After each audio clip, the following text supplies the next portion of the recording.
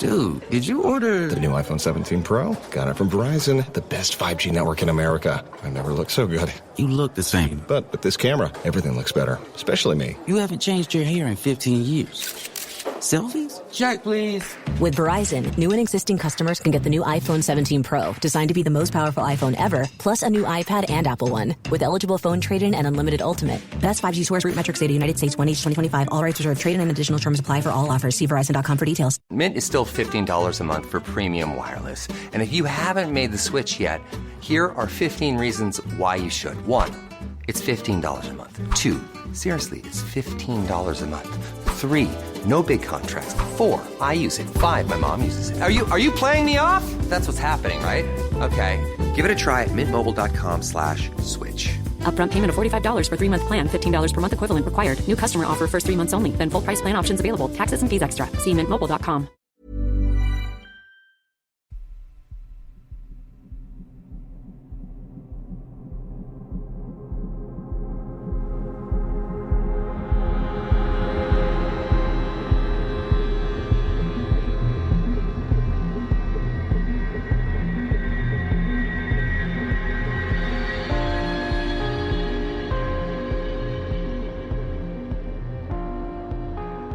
Hello and welcome to 31 Days of Terror 2025, and we are on day number 12.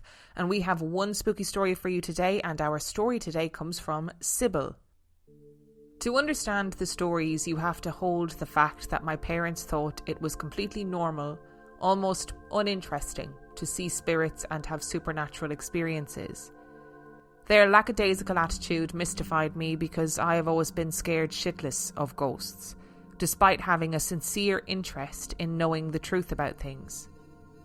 My dad was 20 years older than my mom. He was from Northern Ireland, born in one war and signed up for the next big one. He was the youngest, with almost a decade gap between him and his next sibling, a gap left by the deaths of 2 of his siblings. He was the only boy in a family where 6 children lived to adulthood.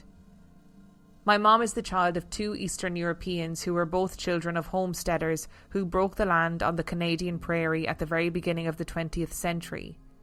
Mom was the youngest and the only girl in a family of 4 children who lived, and, like my father, born about a decade after the next youngest siblings. They both considered themselves only children in a particular way, very much on the outside looking inward on the relationships of others in their families. They were both silent little observers and independent as children, and grew into uber-practical, stoic people, reflecting cultures with strong religious beliefs tied to matter-of-fact attitudes towards ghosts, spirits, angels and demons. Add to this, I grew up in the free-range parenting era of the 70s, and basically if you weren't making noise, nobody came to see what you were doing. And if you were making noise, a parent would yell at the top of their lungs, "Do I have to come down there?"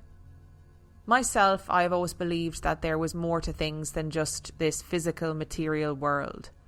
I'm interested in the big questions, and I've spent quite a lot of time thinking and learning about beliefs through my education, experiences and career. But I'm not really interested in divination or endeavouring to manipulate people or situations through magic or offerings. So I'm not going to pretend to be a non-believer, because despite this, I definitely use a dispassionate eye when reflecting on my experiences, and I think my stories will show this. I always assume there is some amazing, explainable, delightful reason why something seemingly supernatural has happened. I love to find a mundane reason for absolutely unexplainable things. It is its own kind of phenomenon, one that has been shared with such great humour through many stories from your listeners. So when something weird happens, my heart leaps a little in delight at the thought that I'll find out that it's just a breeze or a mouse or a defective toy. The same thing happens when I listen to the stories of others. Of course, the events told in the stories did happen. The storytellers are sharing an actual, real event, and in such it is absolutely true. But just as in my own experiences, I am always looking for an earthly reason for strange events. My dad had some fantastic experiences during his lifetime. He was such a great storyteller. I feel like I can't capture what makes the stories convincing or what gives me a chill when he told these stories to me. but they're just so good. And he's passed on now, so it's likely these stories will be lost if I don't share them. I think he'd like me to try. He loved stories. When I was around 10 years old in the late 1970s, I found a Ouija board in the cupboard and I promptly smashed it to bits. Then went upstairs and told my parents what I had done, explaining that I didn't want it in the house. They shrugged and said it was probably a good idea to get rid of it. My dad explained this thinking by recounting the following story. My dad was in World War II. He was in his mid-50s when I was born, if the age math is confusing you. And he returned home to a resurgence of interest in contacting the dead, probably in part due to the grief and trauma associated with the losses during that period. One night at the tail end of a party, my dad found himself with a group of acquaintances around a dining table. At the head, a woman who claimed to be a medium. She went through the motions, made some connections, when the room began to fill with a deep, almost electrical, loud humming sound, which brought its own oppressive, disorienting charge as it slowly increased in volume, as though being turned up slowly by some invisible dial. Speaking in an odd male voice, the medium addressed a young woman at the table, explaining he, the spirit, was her dead fiancé, that he had never left her, that he loved her still, and that he missed her. His voice came through the medium, longing, broken-hearted, pleading with her. As he poured out his heart, the young woman kept interrupting him to ask if she had made the right decision by marrying this other man. She would say, "Yes, okay, but what about Frank? Did I do the right thing by marrying Frank?" The spirit was trying to convey his deep, undying love for her, and she had no interest in hearing it. After a few minutes of this painful back and forth, the spirit stopped speaking. There was just the electrical drone. Then, more quietly, slowly, defeated, the spirit said, "Yes, darling, don't worry. You did the right thing marrying Frank." The noise faded out, the energy lifted, and the spirit was gone. Maybe a year later, my dad found himself at another dining table, at the end of another party, again among mostly strangers with one exception, the young woman who had married the man named Frank. It was a different medium than last time, and Dad was only vaguely paying attention when, once again, he heard that oppressive, deep, electrical droning sound. He started to listen to the questions being asked and the story the spirit was telling everyone. The spirit told some innocuous story saying it had no connection to the people at the table, but my dad knew the spirit was lying. He called out, "You're that spirit who came through last year to talk to her," pointing at the woman who married Frank. The spirit went silent, leaving only the electrical hum in the room.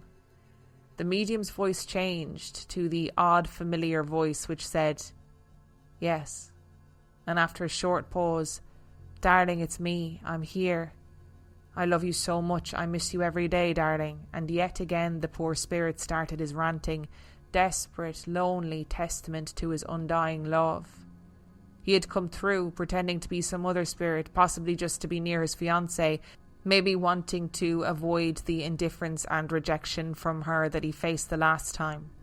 My dad told me the story so I would know that you can't trust spirits that come through. And so it was probably good that I smashed up the Ouija board. You gave a PSA about Ouija boards and this was my PSA. In the end, you've no control over who comes through. And you've no way of knowing who they are or what their intentions are because they can lie. My dad immigrated to Canada in the 1920s when he was just a boy. His family moved into a row house in Winnipeg, and being young, my dad had only one job. It was to shovel the coal into the furnace when he got home from school. He told me that he can't remember ever doing it before about the age of 10, but he had clear memories of coming home from school each day, laying on the floor, reading the funnies in the newspaper, and listening to someone else shovel the coal into the furnace. It would start with the violent bang of the heavy door to the furnace being flung open. He listened to the angry, scraping shovels stabbing into the coal pile, followed by the sharp rattle of the dust being shaken off before the loud toss of the coal into the furnace and the heavy cast iron door slamming shut. Every day someone else filled the furnace with coal, but my dad was the only person at home. He was much younger than his sisters and everyone else was at work when he got home from school. That's why it was his job to stoke the furnace. This went on for a few years when he was around 10, when he started doing it himself. Personally, I would never go into the basement if I had had that experience, but he wasn't bothered by it. Eventually, he just grew up a little bit and started doing it himself. In that same house, during the period where the spirit was stoking the furnace, he had once rounded the corner of the top of the stairs and run into a boy who had refused to look at him.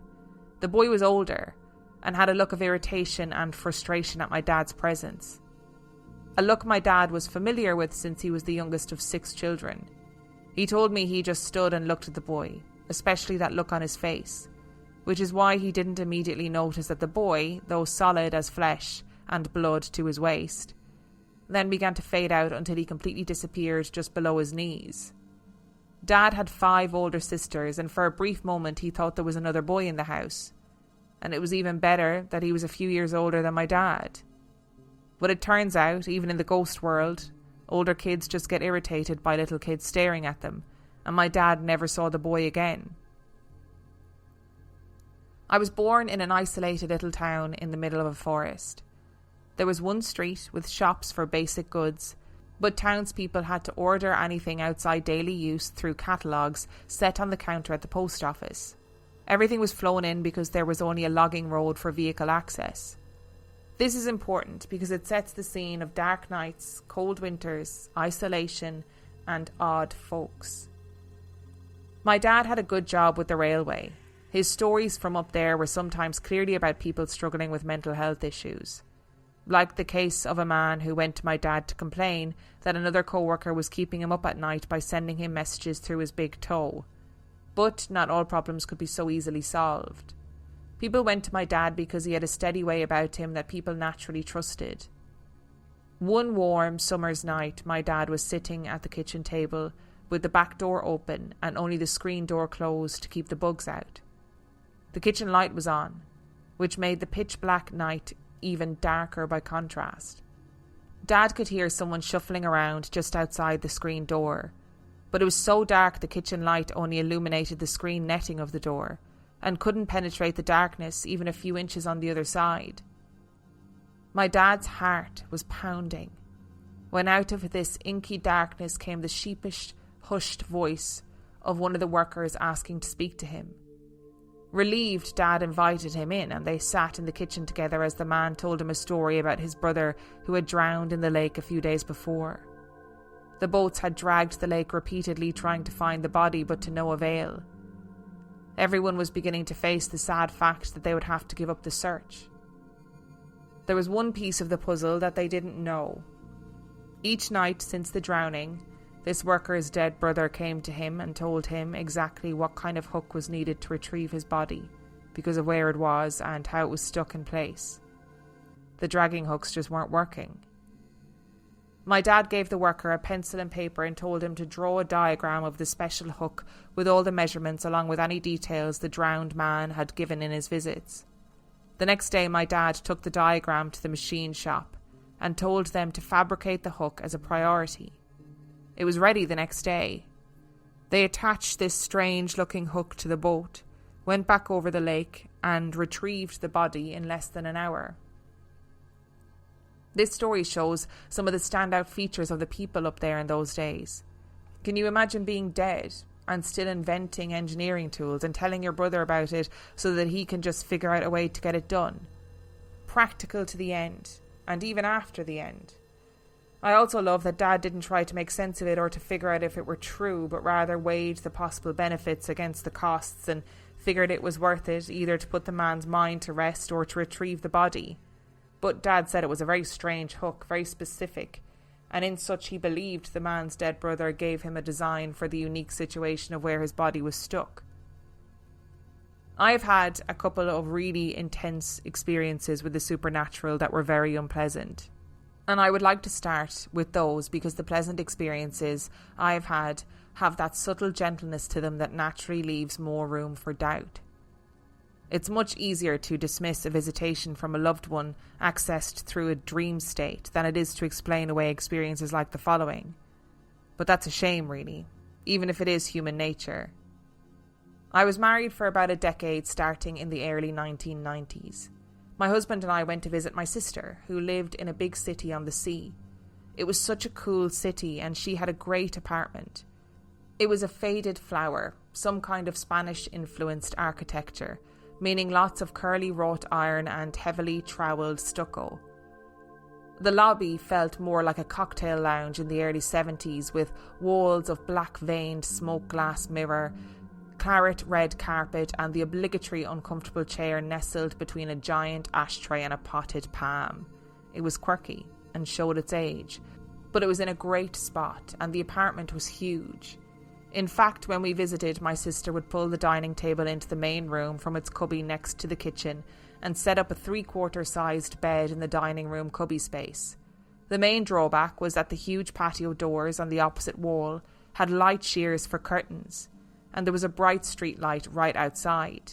This meant the room was lit up like daytime all night. The bed was pushed up against the wall of the dining cubby, and I slept on the outside because I often got up in the night.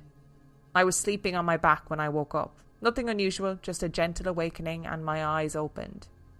Standing at my knee was a woman, holding a coffee cup and something in her other hand like a piece of toast. She was standing looking down at the bed while she held her mug and breakfast at shoulder height, arms bent at the elbow. Basically the classic palms up shrug, I don't know, posture. But she was holding a mug and breakfast. It was easy to see by her stance that she was perplexed about where the table had gone. I first clocked the posture before I really looked at her, or even before I wondered who she was. Keeping in mind she was standing at my knee, my eyes started travelling up her body. I remarked to myself that she wore a terry towel robe pulled tight across her body, held in place with the robe's belt. I could see the nubby fabric so clearly, and the white robe looked faintly yellow in the sodium light streaming in from the street. My eyes wandered up to her arms and hands, still in the shrugging posture. My eyes travelled from her coffee mug across to her shoulder, then up to her hair, a tidy grouping of curls held in place with old-fashioned spring-operated hairdressers' flat clips that women used to keep the curls in shape in the first half of the 20th century. It was so bright in the room. I could see the light glinting off the metal of the clips, and each perfect little curl held in place. In wonder and confusion, my eyes wandered to her face, which I was seeing from my laying down position and somewhat to the side, though her face was turned about halfway towards me. First, the shock of an impossibly white, sharp cheekbone, which led to the gaping, open black maw where her mouth should have been, and above deep black holes instead of eyes. She was as real and as solid as a living person until the moment that I looked at her face. I was still trying to figure out who this woman was, eating breakfast in my sister's apartment in the middle of the night, but the face, that mouth, in a permanent, silent scream.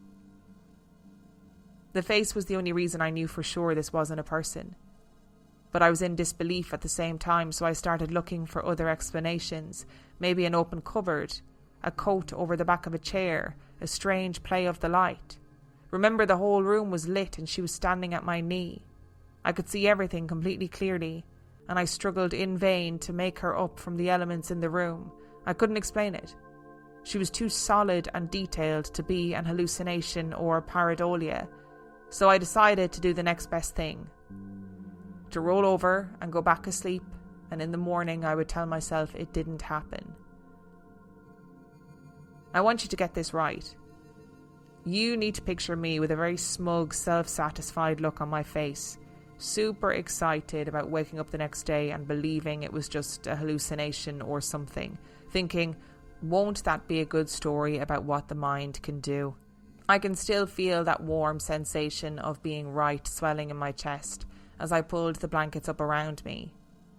Then, as I lay there, I made the mistake.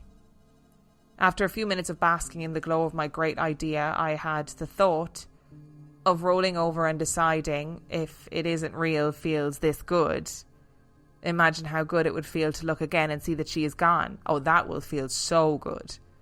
So with my eyes still closed, I rolled back over onto my back and propped myself into semi-sitting by raising myself up on my elbows.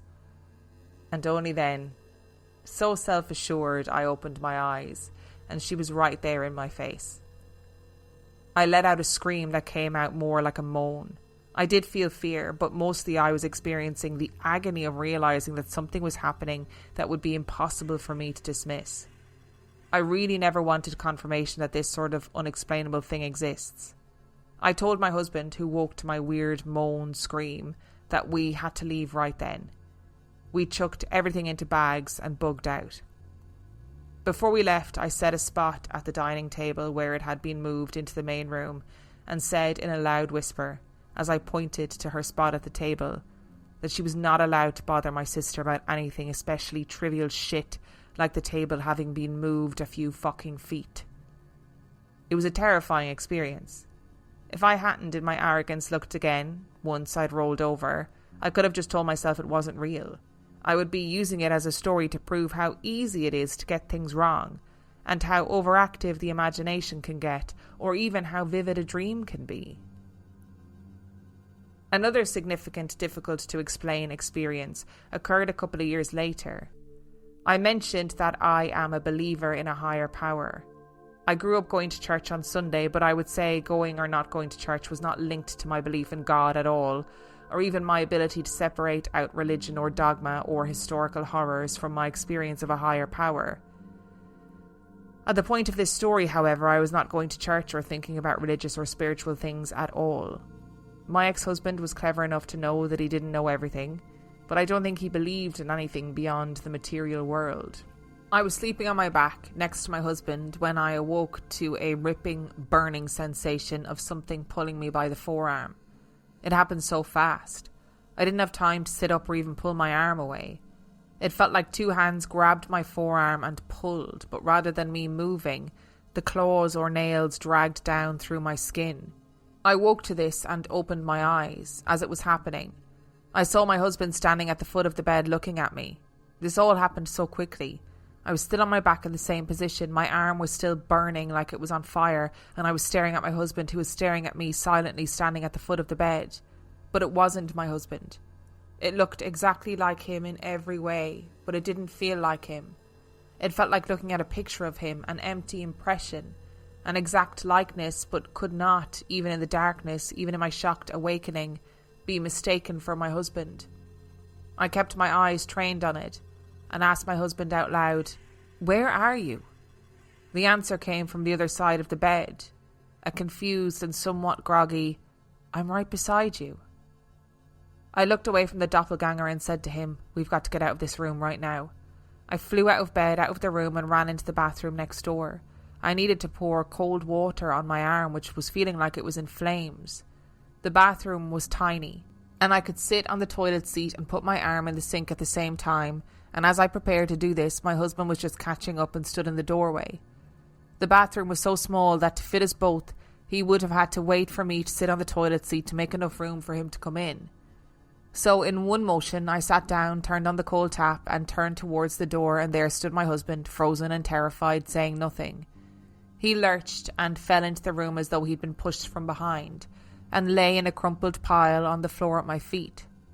He started saying it tried to get in him through the back of his neck, and it had drained all of his resistance. Although I'm sure it was strange enough when I told him we had to get out of the room, I hadn't given him any information about why. Believe me when I say that neither of us would think supernatural as a go-to if told by the other to leave the room in the night. When he lurched forward and fell, I grabbed him and pulled him towards me, still sitting on the toilet seat, and began praying until whatever the hell it was lifted. When we regained our composure and left the bathroom, the whole floor was full of a horrible negative energy, and we had to go downstairs to escape it. My arm, which was the one on the outside of the bed, not the one between me and my husband, was full of deep scratches all around my arm. Picture that you've grabbed someone's forearm. You can easily wrap your hands all around it. The scratches looked like that, as though someone with long, sharp claws grabbed my forearm with both hands and tried to pull me, and the effort to gain a good hold resulted in their claws ripping down the length of my forearm on all sides. Running cold water on it didn't ease the burning, and it took a long time for those marks to heal. The burning wasn't normal either. By the time we are adults, we've all had scratches that are deep, scratches that burn, all kinds of scratches, scrapes and cuts. I can't explain it in terms of comparison with any scratch that I've had before or since.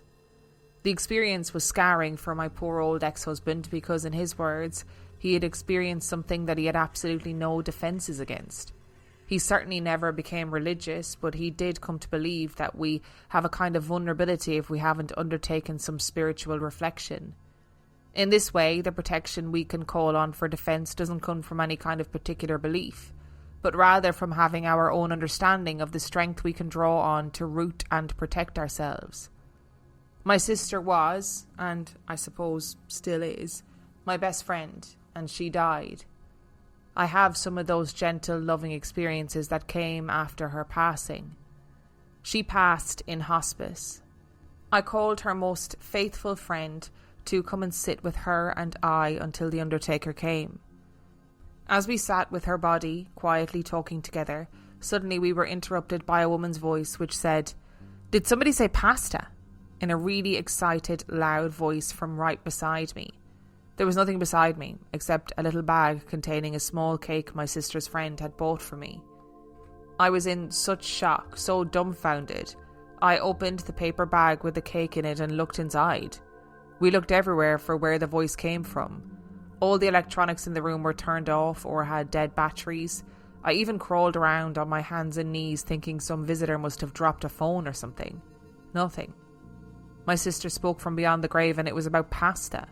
And if you knew my sister, you'd know that that was bloody perfect. When I went back to my home after her death, so many things happened. I have a camera doorbell, and inside my house I have a screen speaker device that goes with it. If someone rings the bell, the speaker device makes a ding-dong noise and then says, "Someone's at the door." When I got back from the city where she died, for days, and at no other time ever, the speaker kept saying, "Someone's at the door." But there was never anyone there. I could see on the device screen nobody was there, but I opened the door just to make sure and to let my sister inside if it was her. Every time my son came to talk to me in the kitchen, which is my happy place, the ceiling light, again at no other time, would blink on and off, often for the whole time that he was in the kitchen. I changed the bulbs a few times, and eventually it stopped. Well, until the anniversary of her death, and then it started up again. The doorbell speaker started again too. It was saying stuff that didn't make sense to me. I don't have it set up to listen or to answer questions or to take orders, but it is capable of that, and it does have an internet connection. For a brief time around the anniversary of her death, it would randomly say things. All I can remember specifically is it gave the definition of the expert paradox, which was funny because my sister always thought I was a bit of an arrogant know-it-all, in the nicest way, of course. And then I wondered if she was referring to herself as the expert, having all the secret knowledge of the other place, rolling her eyes and laughing at all us poor sods living in our witlessness here on earth. Her and I used to lay in her giant bed and watch ghost hunting shows before she got sick. We'd joke about what we would do when we were dead, assuming we'd die at the same time as old ladies taking the piss out of everything. We were horrible and it was great. I know that, if she was looking for a way to come through, she would start by fiddling with electronics and electricity, because she'd know I'd be on the lookout for it. And it's been claimed that this is one of the easiest ways for spirits to communicate with us. I would always say hi to her when odd things would happen, but in my skepticism I always withheld complete belief. I mean, if it happens on the anniversary, that means it happens at the same time each year. But lots of things happen at the same time each year. Rainfall, changes in temperature, expansion and contraction of materials. All of these could result in seasonal anomalies in electronics. I'm sure she knew that I would be thinking this because I am irritatingly logical. Furthermore, I wouldn't be the kind to use parlour tricks like flashing lights to inform my belief about the existence of God or an afterlife. Nor do I need my sister to flip the light switch to show me she exists in perpetuity in some way beyond my understanding until I'm with her again. So basically, I'm a pretty hard case to contact with subtle signs. So flash to a few months after her death. The electrical stuff is still happening regularly, and I was at my friend's house in the middle of telling her about the electronic stuff I'd been experiencing. Right then, the only light in the room went out. The lamp was a Victorian replica table lamp with a blown glass ball shade that has to be unscrewed a few places and lifted off to change the bulb. Because it was the only light in the room, when it went out, we were sitting in her basement suite in relative darkness. My friend was spooked because we'd just been talking about my sister's presence and how she was turning lights on and off. I honestly thought it was just a funny coincidence. That is, until my friend unscrewed all the little fastenings and lifted the glass dome light shade to find the light bulb hadn't burned out. It was unscrewed. I knew it was my sister then, still around, still taking the mick. I couldn't really argue with that. Not just because it was so strange the bulb unscrewed itself in a sealed shade, but also because the timing was so perfect. If it was just the bulb, I would have honestly told myself that some kind of very low-level vibration had slowly unscrewed the bulb or something. I will do anything to disprove supernatural events in the material world. But it never happened before or since, and it happened just as we were talking about my sister messing with the lights, and it happened to an inaccessible light bulb. At some point it feels disrespectful to dismiss all of her strange shenanigans. She would want to be present with me. She would want to take part, to be alive in any way she can. I will give her that much, certainly. Why would I withhold that acknowledgement from her? I had a couple of nice visits from her in form after she passed. So where the gentle signs from those we lost are often dismissed as coincidences, any visitation is usually dismissed as a dream. But come on, we know what dreaming feels like, and many of us have been to a different place. I remember reading Carlos Castaneda's Art of Dreaming and thinking that, whether he was writing truth or fiction or something in between, he had knowledge of these other places I had visited myself during other states of consciousness.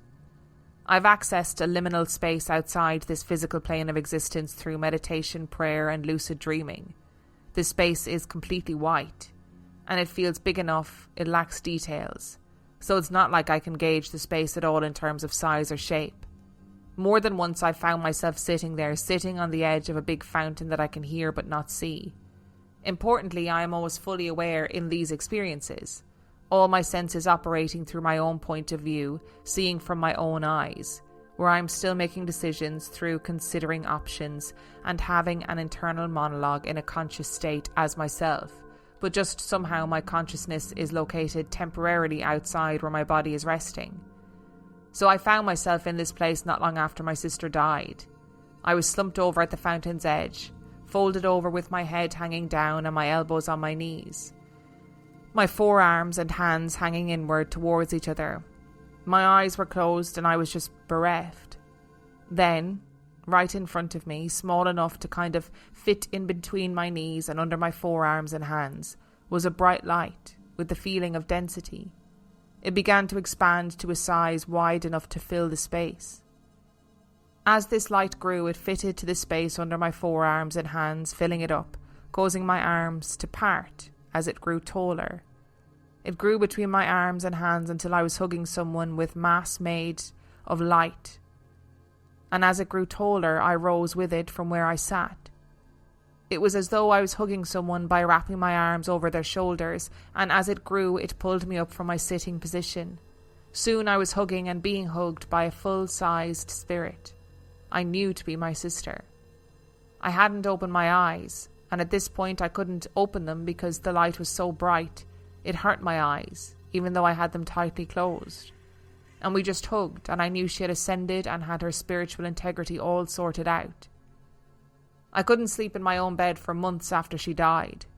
My spare room was her room for when she visited. One night, not long after she died, I was sleeping in her room. I awoke to feel a hand on my hip and one on my shoulder as I lay on my side facing into the room. I opened my eyes and it was my sister, and I asked her what was she doing. She said she was giving me love and gratitude. I reached up to touch her arm of the hand on my shoulder, and her arm felt just as it did in the last months of her life. She was skin and bone, and her skin hung off her, and I felt that same thin, slippery skin, and it was ice cold. I moved myself towards the wall to make room in the bed and threw open the covers and told her to get into the bed because she was freezing cold. She made some joke, again just a piss take, and didn't get into the bed. And that was it. She made some joke and she was gone. I used to get into her bed all the time when we were little. We were only a year apart, and in many ways we were two halves. I would have loved if she had brought her freezing cold, bony body into bed so I could give her a cuddle and warm her up. All our lives together, I pressed my freezing cold feet on her unexpecting skin, every chance I could find. This could have been my turn to scream, Jesus, what the hell is wrong with you? So just to say, before we get into it, Sybil actually sent more stories, but I split them into two episodes. Because I thought it was... do you know what? That's clickbait. Girlies, that's clickbait, okay?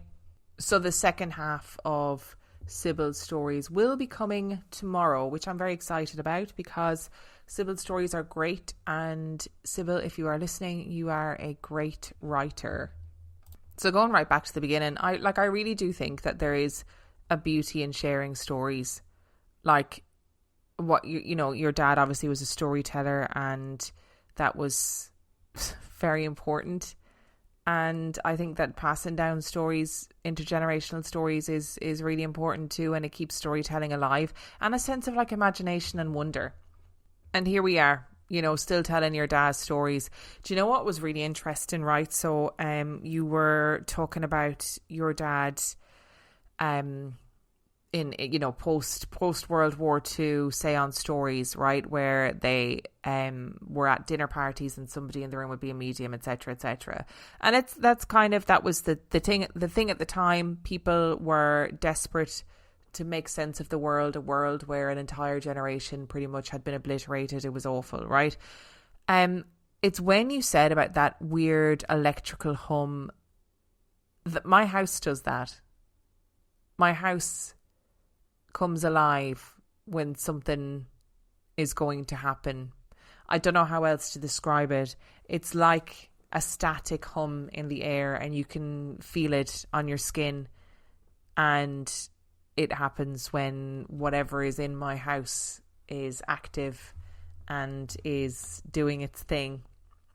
It's almost like a warning to say it's around and it's going to do some shit, just to let you know. It's really interesting. I felt devastated for the ghost of that fiance coming through and being like, hey, I love you. I still love you deeply. And then his fiance is like, well, I married somebody else. Was that the right thing to do? And I see both sides of that story. Do you know what I mean? The fiance being like, oh God, you're dead and I can't believe I'm speaking to you again and I did marry somebody else. Please don't be annoyed. And, you know, kind of makes me want to go see a medium again, or at least do a Ouija board in my house. Try and figure out what's going on in my house.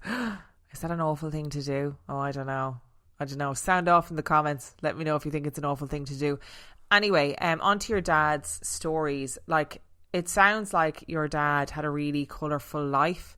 And I particularly loved the story about the drowned brother visiting the workmate and saying, look, this is the hook that they need to get me out. And fair play to your dad for, look, just going, yeah, right, I can validate this story. You know what I mean? Like, even if he didn't believe it, even if he was like, this is such absolute shite, like this is just a desperate man's imagination, it doesn't matter. Really doesn't matter, because that person is struggling and grieving and trying to recover their brother's body. They deserve to be listened to. And your dad did just that, and the body was found. And we've covered stories on the podcast before about the dead coming back, visiting people in their dreams and going, hey, this is where my body is, or hey, this is what happened to me.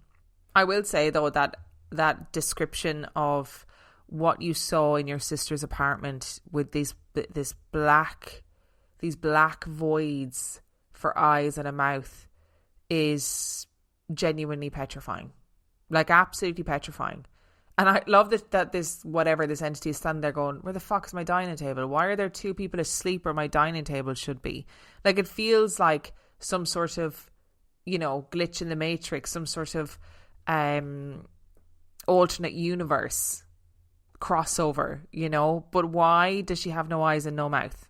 But, you know, the ghost that I saw all those years ago, that had no eyes either, just big black voids for eyes. So maybe it's a thing in the afterlife. Maybe it's like AI. You know the way AI can't really do hands very well? Maybe in the afterlife they just can't really do eyes very well. And again, the absolute terror of feeling like something was grabbing your hand, grabbing your arm. It's burning, it's on fire. And then this sort of weird doppelganger is at the end of the bed that looks like your husband but isn't your husband. And then your husband experiences it too. I mean, all of that is absolutely horrific. Just horrific. And I know that you said that your ex-husband was very much a man of logic and reason. And then he was like, well, maybe we could do some sort of spiritual grounding, because how do you go back to your normal life after having an experience like that? How do you go back to your really rigid sort of belief system after an experience like that? Because I couldn't. Absolutely no way. And as I always say with the stories of people who have passed away, people that we love, I just think there's such a beauty in people making contact after death, even if it is just about pasta. Because who doesn't love pasta? So I totally get that. If I'm dead, I'm going to be thinking about pasta still. So I totally get that. And it really does feel like your sister went out of her way to show you that no, stop taking the logical approach to this. This is actually me. This is me. I'm here, and I am going to make myself known to you, and I am going to be around you, and you need to know that. And I think that is an absolutely beautiful thing. Thank you so much for listening to today's episode. Thank you to Sybil for sending in your stories. Remember, if you would like to send in your story, you can do so by emailing it to reallifeghoststoriespodcast@gmail.com. You can also check out the website reallifeghoststoriespodcast.com. And if you are desperate for some extra content, you can subscribe to the Patreon. That is patreon.com/reallifeghoststories, where for $5 a month or $2 a month, you can get access to heaps of extra content, as well as every single main and mini episode completely ad-free. And on that note, I shall see you next time. Dude, did you order... The new iPhone 17 Pro? Got it from Verizon, the best 5G network in America. I never looked so good. You look the same. But with this camera, everything looks better. Especially me. You haven't changed your hair in 15 years. Selfies? Check, please. With Verizon, new and existing customers can get the new iPhone 17 Pro, designed to be the most powerful iPhone ever, plus a new iPad and Apple One. With eligible phone trade-in and unlimited ultimate. Best 5G source root metrics data, United States 1H 2025. All rights reserved. Trade-in and additional terms apply for all offers. See Verizon.com for details.